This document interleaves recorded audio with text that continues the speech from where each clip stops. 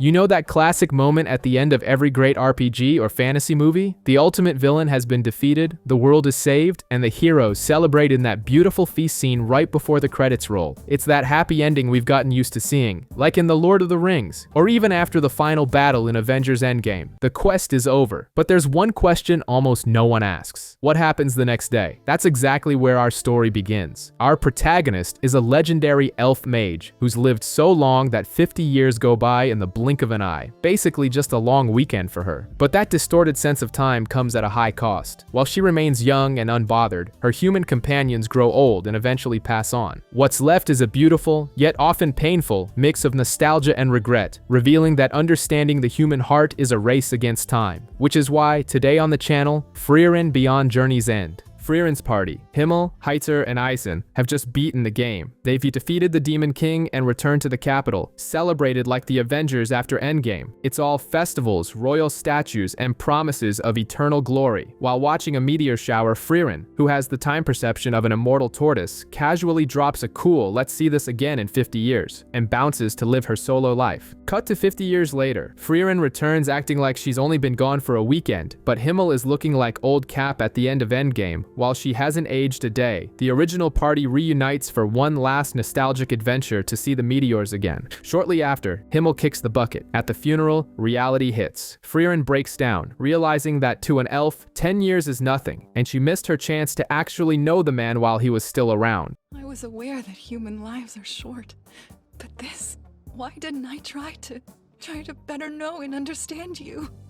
20 years later, because time flies in this show, she visits Heiter. The priest is on his last legs and raising a war orphan named Fern. He pulls a fast one on Frieren, asking her to decipher a useless immortality grimoire just to keep her there and force her to train the girl. His goal, to make sure Fern becomes a badass mage before he passes on. Fern enters Magic Karate Kid mode, training her mana control and trying to blast rocks through sheer persistence. 4 years pass in the blink of an eye while Frieren stalls on the book translation. Heiter finally reveals the plot twist. The immortality grimoire was fake news. He just wanted to buy time for Fern to get strong and ensure Frieren would take the girl as a traveling companion so she wouldn't be alone. Mission accomplished. The old man rests in peace, and now we have a dynamic duo on the road. The journey turns into a series of random RPG side quests. They spend their time hunting for silly spells in exchange for odd jobs, like making hot tea or harvesting pumpkins, which makes Fern a bit impatient. Things get serious when they stop to clean a statue of Himmel, and Frieren decides she must find a specific flower, the blue moonweed, which hasn't been seen in those parts for decades. They spend 6 months looking for weeds. Fern is pissed, thinking it's a total waste of time since for humans, 6 months is an eternity. But following a Ratatouille-style mouse that steals seeds, they find an isolated tower filled with the flowers. Frieren decorates the statue of her old leader with a flower crown, showing that in her heart, reviving these memories is worth every second. 27 years after the hero Himmel passed away, Frieren and Fern arrive in the city of Worm. Frieren suggests they split up to shop, but Fern is suspicious, like a mother watching her kid at the mall. After all, the elf has a history of blowing cash on useless junk like monster skulls and shady potions. Fern stalks her mentor, expecting a disaster, only to find out Frieren was actually looking for a birthday present. She gives Fern a butterfly hair clip, proving that despite having the emotional intelligence of a robot, she's trying to learn. On the road, Fern is growing and getting stronger. During a forced training session, Frieren bombards the girl with spells to test her defense.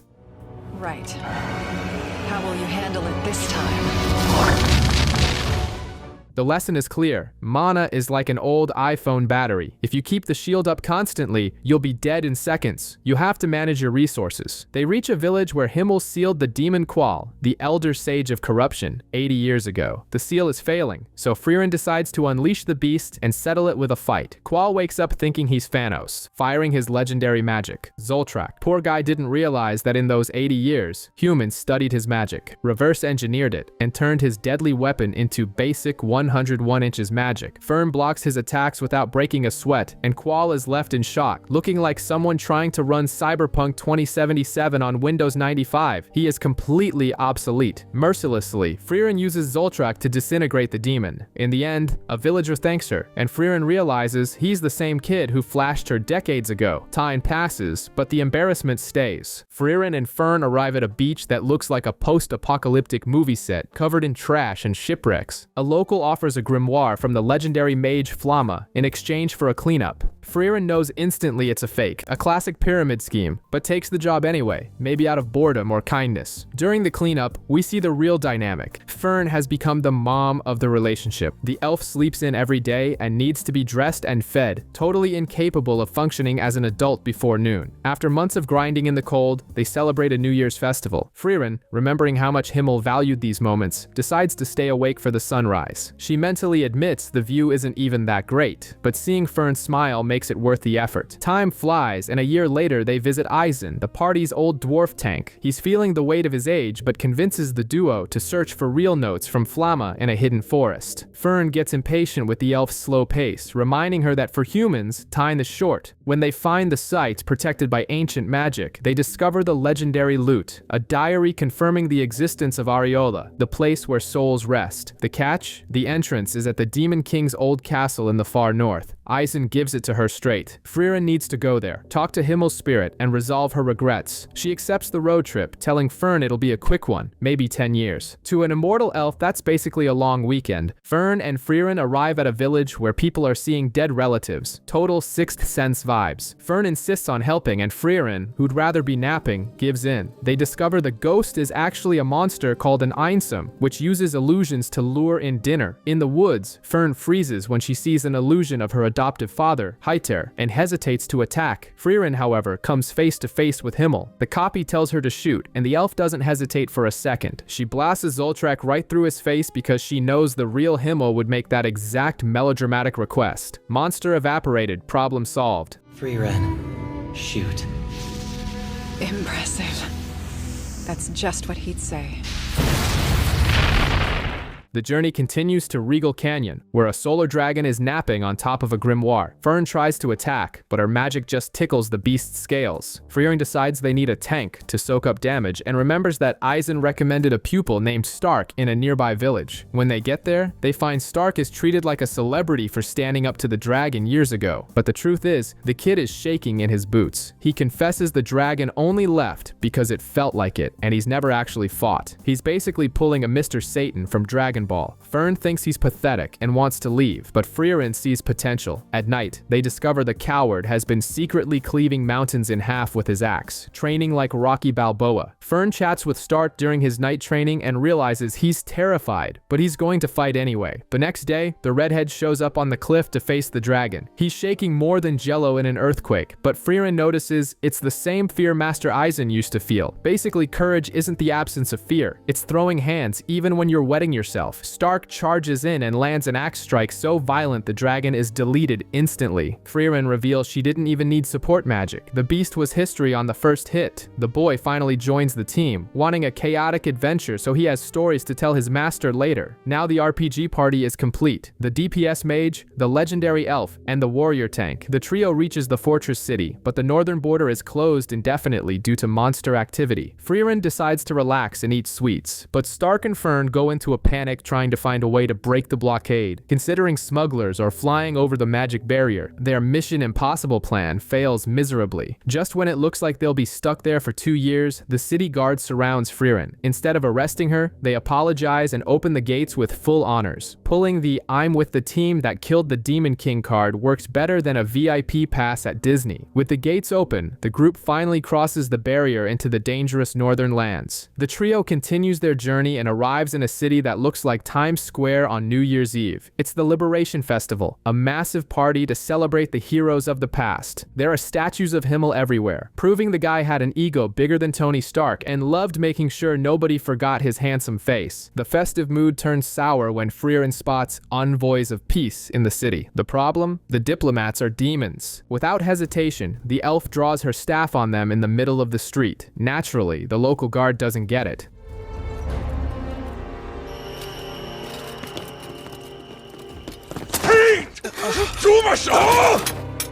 They think she's lost her mind and throw the mage in the dungeon. In jail, Frieren gives Stark and Fern the cold, hard truth. Demons are monsters that mimic human speech only to lure prey, like Pennywise baiting kids into the sewer. She tells a grim story about a demon child who tricked Himmel in the past by crying mommy just to survive and kill more people. Basically, they can't be trusted. While the city sleeps peacefully, thinking peace has been brokered, Frieren's theory is proven right. One of the demons, Draft, breaks into her cell, trying to play hitman and take out the elf before she causes trouble. He thinks eliminating an unarmed prisoner will be easy. Poor guy. Draft tries to Frieren with invisible magic wires, thinking he has the upper hand, but the elf doesn't even blink. With the coldness of a horror movie villain, she simply rips the demon's arms off and finishes him then and there. Frieren escapes the prison, leaving nothing but a monster's corpse behind. Meanwhile, Stark and Fern are facing a moral dilemma. The boy is shaking like Shaggy seeing a ghost, terrified of the demons, but Fern drags him to the Lord's mansion to prevent a disaster. They arrive just as the mask falls. Ludner, the demon leader, drops the act, kills the guards, and starts torturing Lord Granat. Their plan is to bring down the city's magic barrier so Aura the Guillotine can invade with her army. Classic RPG villainy. Stark busts in trying to be the hero, but gets smacked down and pinned to the floor. Just when it looks like game over, Fern appears at the window like a sniper and fires a spell that blows Lugner's arm off. The demon is in shock. That magic was modified specifically to kill his kind. He realizes instantly that this girl was trained by Frieren the Slayer, the greatest demon killer in history. While the apprentices hold the line in the city, Frieren appears alone outside, ready to face an entire army. Lord Granat finally spills the beans on why Aura the Guillotine is so terrifying. Her gimmick is the Scales of Obedience, a magic item that works like a Dragon Ball Z power level scouter. She weighs her mana against her opponents. Whoever has less becomes the winner's eternal slave. Since Aura has 500 years of accumulated mana, she's never lost. The game is rigged, and the house always wins. Outside, Frieren begins clearing the battlefield. With total calm, she undoes the mind control Aura had over the undead knights, leaving the demon confused.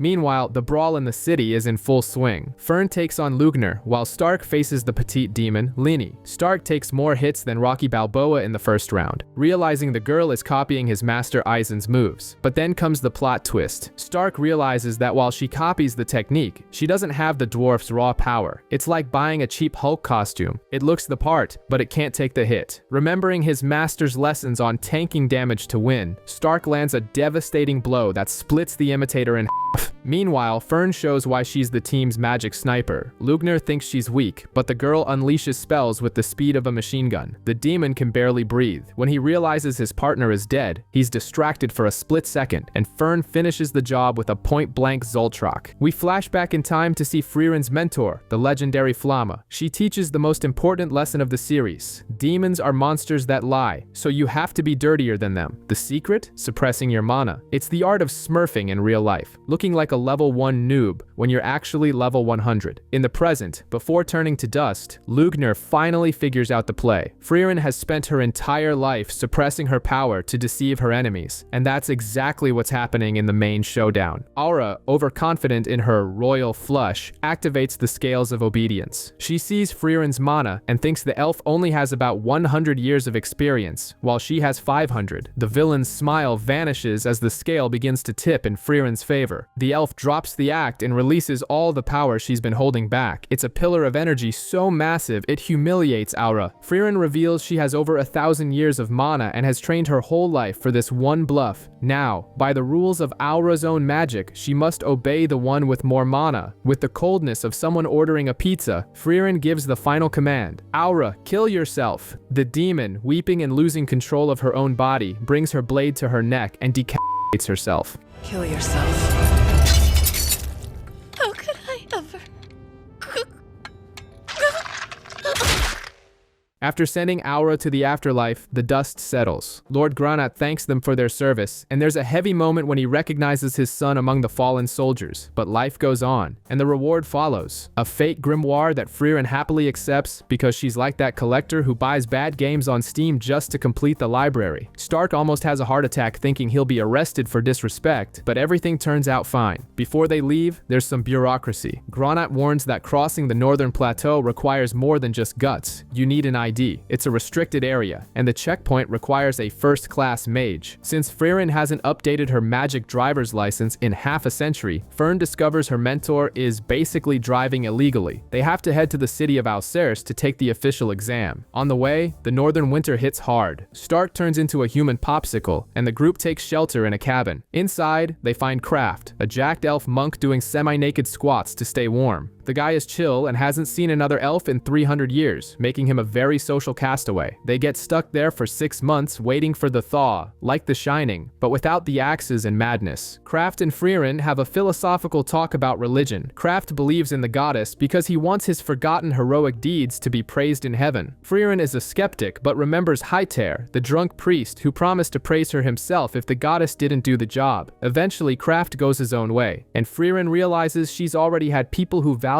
her, even without prayer. The journey remains freezing, and Frieren decides to take a nap face first in the snow. When they finally reach the village of the sword, we learn a secret worthy of a tabloid headline. Legend says Himmel pulled the hero's sword there, King Arthur Excalibur style. The reality? The sword is still stuck in the rock to this day. Himmel failed the strength test 80 years ago but went full Leroy Jenkins, declaring he'd save the world even as a fake hero. The kicker? He actually did it. The man proved you don't need a legendary item to be the MVP.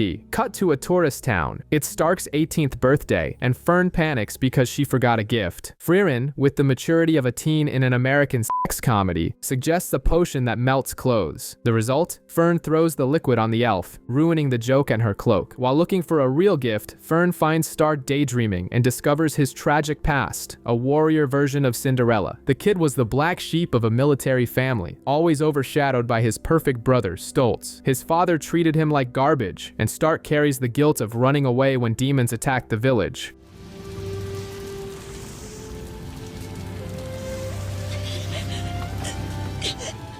Fern, in a sweet moment, makes it clear that nobody is going to let him run away again. The celebration ends with a giant hamburger steak, a tradition started by Eisen the dwarf. It's the tough guy way of saying, "I love you," proving that Stark always had a family that cared. He just took a while to notice. In the middle of nowhere, Frieren finds an NPC.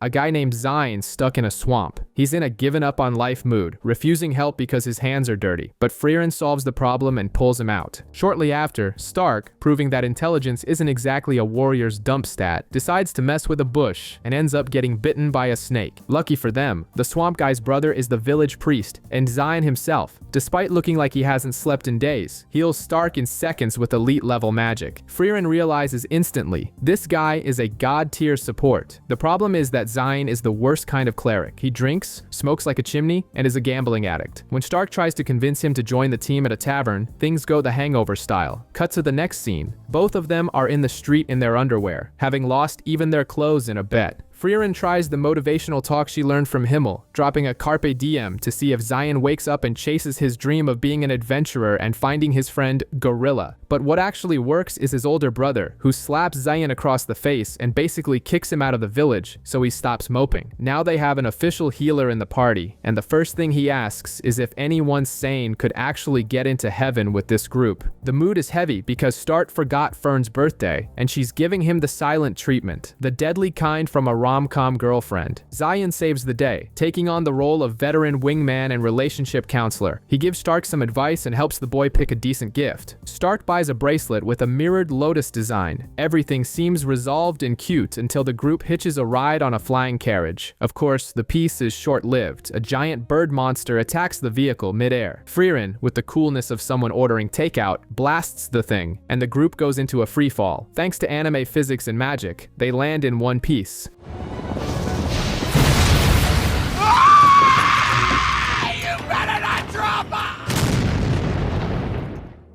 But in the chaos, Frieren loses a ring. And not just any ring, it was a gift from Himmel. Here, the plot turns into a Nicholas Sparks movie. We find out the design on the ring is the same as Fern's bracelet, and the symbol means eternal love. Frieren uses a spell to find the ring in the forest, leading to a soul-crushing flashback. Himmel giving her the ring, down on one knee, with the look of a man proposing, and she didn't even realize it. In the present, Frieren recovers the jewelry, looking genuinely happy, while Stark realizes the meaning of the gift he gave Fern and panics. mechanics. Fern, of course, just calls him an idiot, keeping the universe in balance. As their journey continues, Zion drops a gem, remarking that the party needs a mature woman, completely ignoring the fact that Frieren has millennia under her belt. The debate dies down quickly as they reach a village where everyone is trapped in a forced slumber, Sleeping Beauty style. It's a curse, and before Stark can even complain, he's out cold too. Since Frieren is immune to almost everything, she and Zion go hunting for the monster responsible. The catch? The creature has a broken defense that reflects magic, basically a living Uno reverse card. Zion carries the elf on his back, having a flashback of Hightair talking about blind faith. He decides to bet it all, waking Frieren at the last second. With aimbot precision, she blasts the monster before it can reflect the hit. Village saved. But the party's bank account is in the red. Their luck changes when Lord Orden, a local noble, mistakes Stark for his late son, Viert. The plan is simple. Stark has to pose as the son at a high society ball to keep the city's morale up. It's a full-on The Princess Diaries moment, with Stark forced to learn etiquette and ballroom dancing on the fly. At the ball, we get the scene everyone was waiting for, Stark and Fern dancing together with a romantic tension worthy of Bridgerton. After the party, Orden and Stark share a heavy father-son moment where the noble tries to adopt the warrior. Stark refuses, loyal to Eisen's memory, but helps the old man find closure and focus on his youngest son, who's still alive. Pockets full, trauma resolved. On to the next one. Zion is still in his feelings, reminiscing about his best friend, the gorilla warrior. The group stops to visit Old Vol, a dwarf who's been friends with Frieren for centuries. The guy is giving off major Empire Strikes Back Yoda vibes, faking senility just to troll Stark before immediately handing him a beatdown. Most deaths in battle come from the careless underestimation of your opponent. Vol's story is heartbreaking. He's protected the village for hundreds of years because of a promise made to his human wife, even though he admits he's forgotten her face and voice. It's that classic lesson. The feeling remains even when the memory fades. Frieren realizes that Himmel always knew how fragile memory was, and did everything to create unforgettable moments for her. Back on the road, Zion tries to find leads on Gorilla. They encounter a stubborn old woman who acts like a tedious RPG NPC. She only coughs up info after they complete a mountain of side quests, like cleaning statues and picking flowers. The plot twist comes at the end of the cleanup. The statue of the forgotten heroes is actually Zion and Gorilla as kids. The old woman confirms his friend passed through and wanted to be famous, so he'd never be forgotten. The good news? They know where Gorilla went, a city called Tour. The bad news? It's in the exact opposite direction of Frieren's goal. The group is now at a tense crossroads. The atmosphere gets heavier than a prestige drama season finale, and Zion has to decide his future. To make matters worse, a blizzard traps everyone in a cabin for a month. It's got a bit of the Shining vibe, but minus the axe and with way more teen awkwardness. Stark and Fern are caught in a weird cold hands tension, acting like rom-com protagonists who don't know how to communicate. The vibe is so stiff that Frieren throws Zion into the line of fire to play Dr. Phil and fix the couple's drama. When the snow clears, Zion makes the hard call. He's heading out alone to find his friend. The goodbye is quick and mature, no over-the-top drama, and our favorite cleric goes his own way. See you later. Later. Now, the original trio is back on the icy road. Before long, Fern falls ill in the middle of nowhere. Frieren goes into plant mom mode, trying to diagnose her. Her cure is holding Fern's hand, claiming it's emotional treatment. Stark is confused, but Frieren explains she learned this from Himmel. The hero was basically the Mr. Rogers of this world, always there for emotional support. They find a cabin and go on a quest for ingredients, including an icy cherry blossom tree that looks straight out of Frozen. After a harvest in the middle of a storm, and Frieren acting like a witch over a cauldron, Fern recovers. The group moves on, a bit tighter knit and back to full health. 29 years after Himmel's funeral, the trio arrives in Ausurst, the Las Vegas of mages, just with less gambling and way more bureaucracy. The goal is for Fern to pass the first-class mage exam so they can travel into the dangerous north. Frieren, of course, is lazy and just wants to map in Fern's lap, but ends up having to sign up too. That registration, Frieren is underestimated because she doesn't have an updated certificate, but she pulls out an ancient holy emblem. It's a historical flex that leaves the old-timers in administration administration jaw-dropped. Meanwhile, we meet other candidates, including Ubel, a mage with a serial killer stare that even makes the buff monk Kraft suspicious. The girl has a Gone Girl energy that screams danger. The exam begins, Hunger Games style. Participants are split into teams and dropped into a forest arena. The mission: capture a bird called a stilla, which is basically the golden snitch from Harry Potter, only much faster and harder to catch. Frieren lucks out on the team draw. She's paired with Kana and Lavina, two girls who bick more than reality show contestants. They can barely decide who holds the cage without wanting to kill each other. Frieren, with her millennial patience, takes on the role of babysitter. They try to corner the bird using water and ice magic, but the thing goes full, the flash and escapes, breaking the sound barrier. Things get worse when Kana gets separated and almost becomes bird food for a flying monster, but Frieren saves the day. That would be why I told you to watch the skies.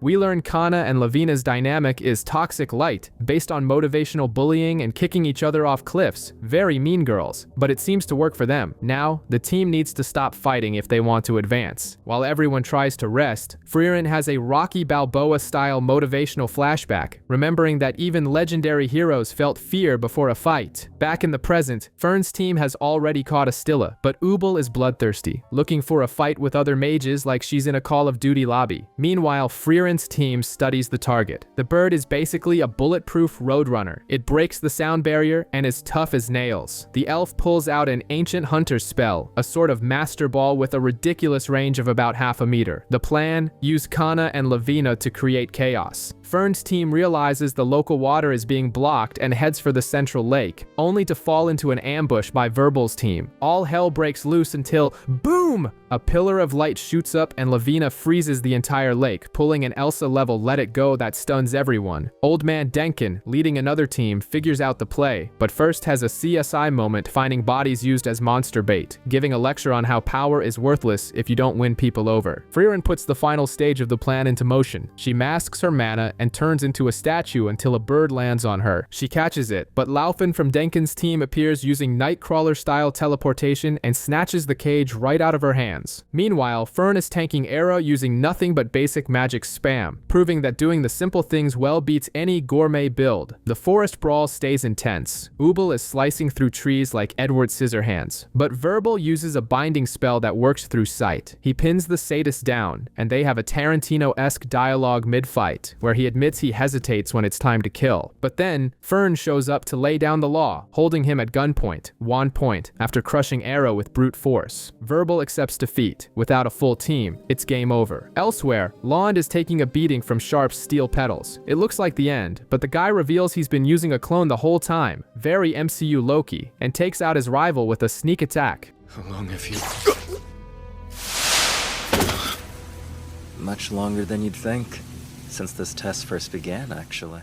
Verbal, showing he's actually a decent guy, picks up the pieces of his team, carries the girl on his back, and reveals he became a hero because of a childhood crush whose face he can't even remember. And luck shines on the losers. A bird slips up and they catch one in the losers bracket. The elf's team corners Denkim's group to get their bird back. The old man recognizes Frieren instantly, knowing she's a living legend, but his partner Richter isn't interested in talking and uses earth magic to literally split the map in half, separating Frieren from her kids. Richter wants to kill the apprentices while Denkin holds off the elf. We then find out the real prize of this exam. The mage Zeria offers any spell you desire, like the genie from Aladdin, but without the Disney restrictions. Now it's Frieren versus Denkin, a heavyweight duel. Meanwhile, we get an essential flashback. Frieren and Flamma visiting Zeria, a legendary elf who offers any magic in existence. Frieren refuses, saying the joy is in the journey to discover magic, which leaves Zeria unimpressed, calling her unambitious. Back in the present, Richter is giving a boring lecture on magic history while blocking Lavina's ice attacks. He's Tony Stark level arrogant, explaining that modern defensive magic is built to stop physical attacks, and the girls don't stand a chance. On the other side, Denkin unleashes a fighter tornado on Frieren, but the elf tanks it all and fires back with a point-blank Zoltron track, knocking the old man out. Frieren ties Denkin and Laufin to a tree, but Laufin asks why he even wants to be a first-class mage since he's already rich. His reason is noble. He just wants to visit a grave in his homeland. But then Frieren, who had already hacked Zaria's barrier, shatters the force field. It starts raining inside the dome. Now the tables have turned. Kana, with water available, goes full Aquaman, and alongside Lavina, preps a tsunami against Richter. His earth barrier can't take the hydraulic pressure and he gets swept away. This is exactly why I hate the water.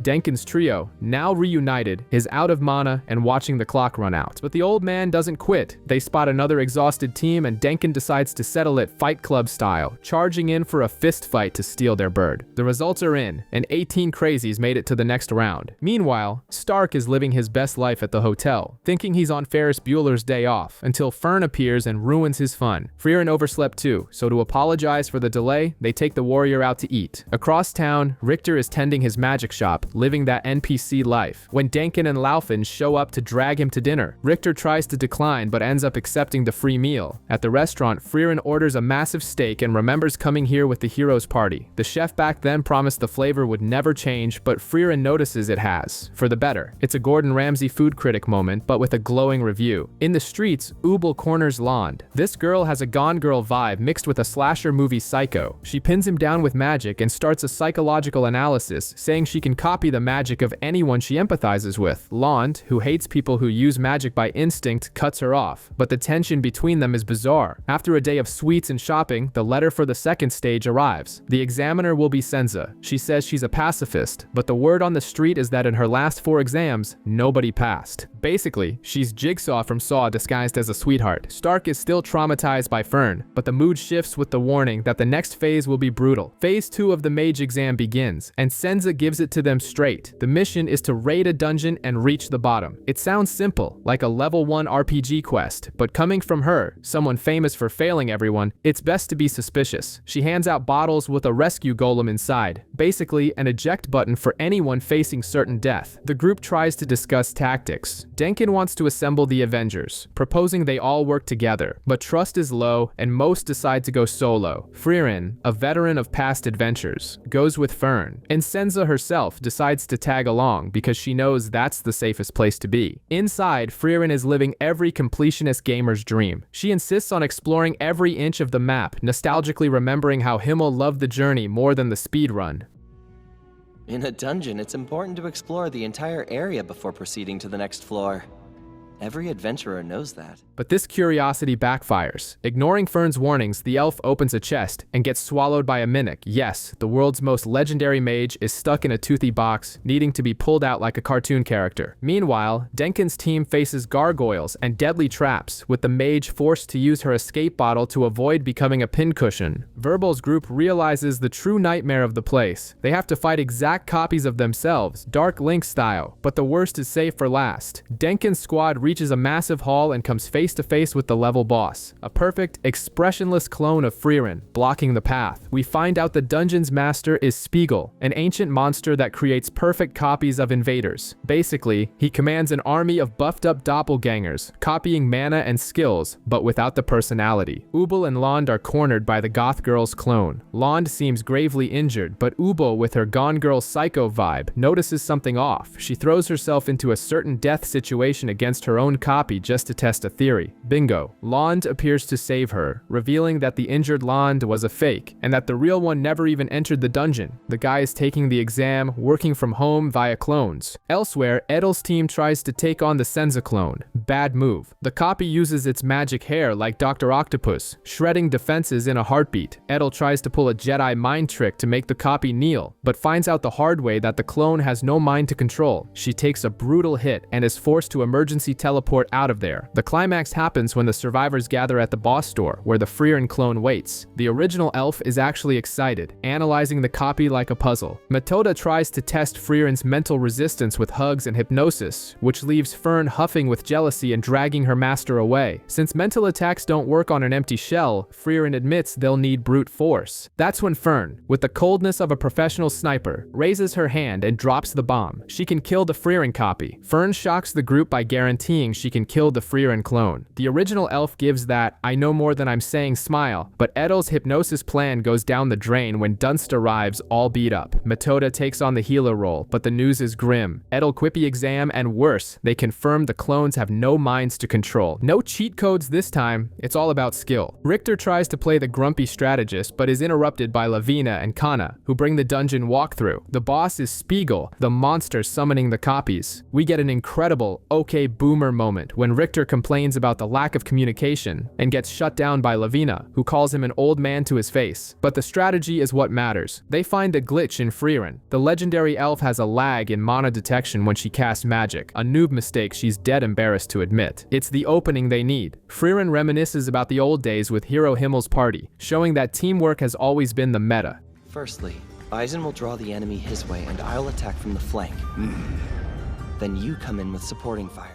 The fight begins, and it's literally a mirror match from a fighting game. Frieren versus Frieren, trading weapons of mass destruction like it's a pillow fight. It's so intense the scenery is getting demolished. Meanwhile, Fern is camping behind a pillar, waiting for the perfect moment. Frieren knows the clone will get paranoid looking for the apprentice and uses that to her advantage. In a flashback, we see Frieren and the legendary Zarya debating the future of magic, with Zarya acting tough and ripping up Flama's will, but admitting the era of humans was coming. Back in the action, Frieren clears the path and Fern preps the snipe. Fern's surprise attack fails miserably because the clone activates a shield more efficient than Iron Man's armor. The battle turns into a war of attrition. Meanwhile, outside, the rest of the gang is playing a deadly game of rock, paper, scissors to decide who fights who. Richter and Lavina think they're hot stuff until they get a horror movie jump scare from the Senza copy, which appears out of nowhere and pierces their defense, forcing the duo to use their escape item and get disqualified. Things get tight and only one person is left to face the Senza copy, Ubel. Lon thinks it's crazy, but the girl's logic is insane. Her magic works based on the vibe. If she can visualize cutting it, she cuts it. She's like Neo in the Matrix. Physics rules be damned. In a disturbing flashback, we see she killed an old examiner by slicing his impenetrable cloak simply because she thought the sound of scissors cutting fabric made sense. With that psychopath mindset, she shreds the Senza clone and her hair like paper. In the main fight, Frieren decides to tank a hit on purpose, sacrificing her own shoulder to create an opening. The plan works, and Fern hits the clone dead on, blowing its arms off. But the thing is a hacker. Even without arms, the clone unleashes an invisible magic that slams Fern into the wall. Fern is stunned by the pinnacle of magic, but it served as a distraction. Frieren takes advantage of the enemy's cooldown and finishes the copy for good. With Spiegel destroyed, all the clones vanish. The exam is over, and the survivors passed. Senza congratulates everyone in the treasure room, but when they ask where the legendary Frieren is, well, she's stuck inside a Mimic again. Classic.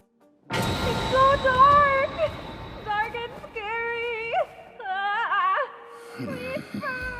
The mood is heavy because Fern is in her rebellious phase, mad at Frieren over her broken staff. The elf, with her usual poker face, takes the pieces to Richter, the shop mage who has the patience of a Walmart cashier on Black Friday. He tries to refuse the job, giving the "just buy a new one" speech, but Frieren uses reverse psychology and his ego takes over. The guy fixes the item to absolute perfection, proving that behind that grumpy face is a top-tier craftsman. When Fern sees the brand new staff, she realizes her master actually does have a heart. But the piece ends when Zarya, the millennial elf who runs the association and has major ruthless CEO vibes, shows up. She decides the exam was a mess and takes over the third phase personally. The test? A job interview with the world's most toxic boss. Her strategy is simple. If you flinch at her mana, you're failed. A bunch of people get cut immediately. The apprentice style, hearing "you're fired" without mercy. When it's Frieren's turn, Zarya fails her on the spot just because she doesn't like the spell to create flowers. Basically, it's an ideological feud between the elf who wants war and the elf who wants peace. Then comes Fern. The girl walks in with zero chill, rejecting Zarya's offer to become her apprentice. Zarya is pissed, but when she realizes Fern was the only one capable of noticing the instability in her mana, she has no choice but to pass the girl. Fern passes the test on pure perception and loyalty. The passing fest continues in Zarya's room, and her logic is more random than a recommendation algorithm. Taken passes because he had the guts, or madness, to to think about fighting her, even for a second. Ubul passes just by making eye contact because real recognizes real in the psychopath world. But the MVP is Land. The mad lad sent a clone to do the interview while his real body was drinking tea at home. He is the king of magic remote work. Zarya is so impressed by the audacity that she passes him too. Oh, and Metoda passes because she called the supreme elf cute, charisma 100. Outside, Frieren finds out she's been banned from the Mage Association for the next 1,000 years, basically getting kicked from a Discord server forever. While Fern goes to get her certificate, Frieren babysits Stark. Lernan, an old mage wanting to leave a legacy, tries to attack Frieren to go down in history as the one who killed the legendary mage. But Frieren dodges and gives him a reality check, reminding him that Zarya remembers all her students, even the failures. You don't need to kill anyone to be remembered. After some deep talks with Verbal and Denkin, who has now become the cool grandpa buying snacks for everyone, the group prepares to leave. Firm returns proud of her first-class prize, a legendary spell to remove laundry stains. Yes, she's now the supreme mage of the laundromat. The trio says goodbye to the city and their friends with a dry later, because according to Himmel's philosophy, long goodbyes are awkward when you know you'll see everyone again in the future. The journey continues.